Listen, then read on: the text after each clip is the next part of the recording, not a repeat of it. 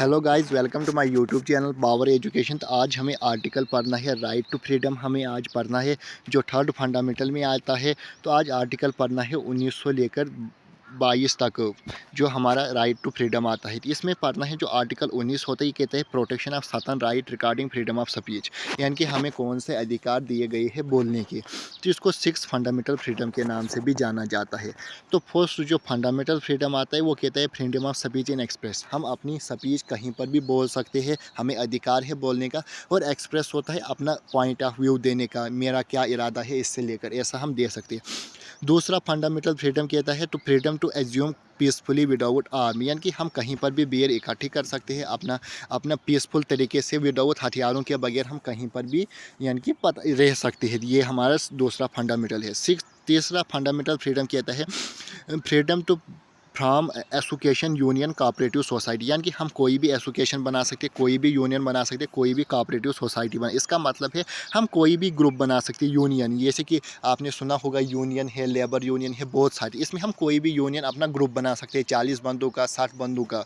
तो इसका यही मतलब है।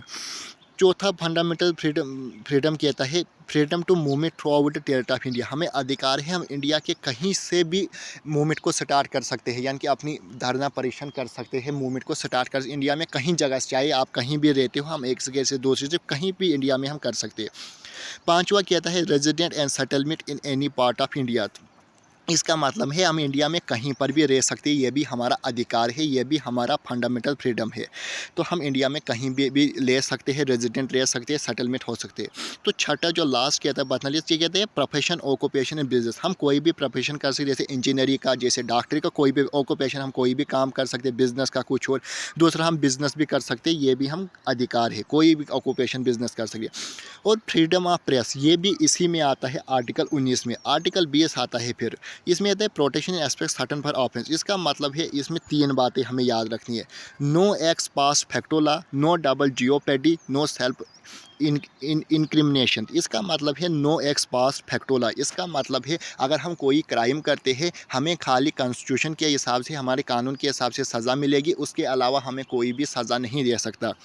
दूसरा कहता है नो डबल जियोपेडी। इसका मतलब है हमें एक ही सज़ा के लिए डबल डबल बार सज़ा नहीं मिलेगी एक ही क्राइम के लिए। मानो हमने किसी को मारा, हमें 1 साल की जेल हुई, हमें दोबारा और 1 साल की जेल नहीं होगी, यानी कि एक ही क्राइम के लिए हमें दोबारा जेल नहीं होगी, 2 बार सज़ा नहीं होगी।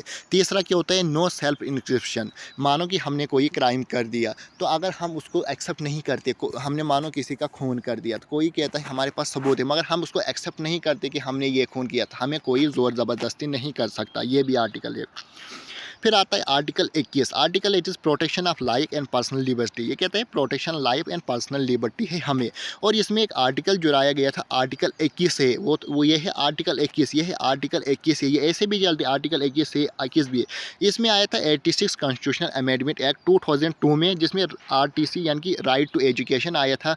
जो 14 साल से कम लड़के हैं उनको कंपलसरी, लड़के हैं लड़कियां कुछ भी है, उनको कंपलसरी एजुकेशन देनी है, और वो हमारा कंपलसरी बनाया था, उनको फ्री एजुकेशन देनी कंपलसरी। और राइट टू प्राइवेसी, ये भी इसी आर्टिकल 21 में आता है।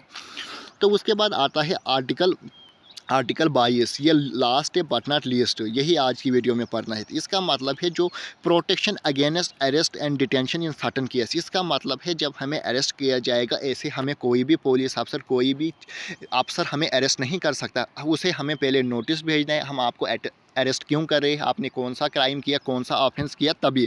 और उसके बाद अरेस्ट करने के बाद जो हमारा डिटेंशन ये लिखा है, इसका मतलब है हमें 24 आवर्स तक, यानी कि 24 घंटे तक नियरेस्ट मजिस्ट्रेट के पास पेश करना है। 24 घंटे से ज़्यादा वो हमें रियासत में नहीं रख सकता है, हमें क्राइम के पास यानी कि किसी के पास ले जाना है, मजिस्ट्रेट के पास। तो ये हमारा लास्ट रहा। आई होप आपको मेरी वीडियो समझ आई होगी।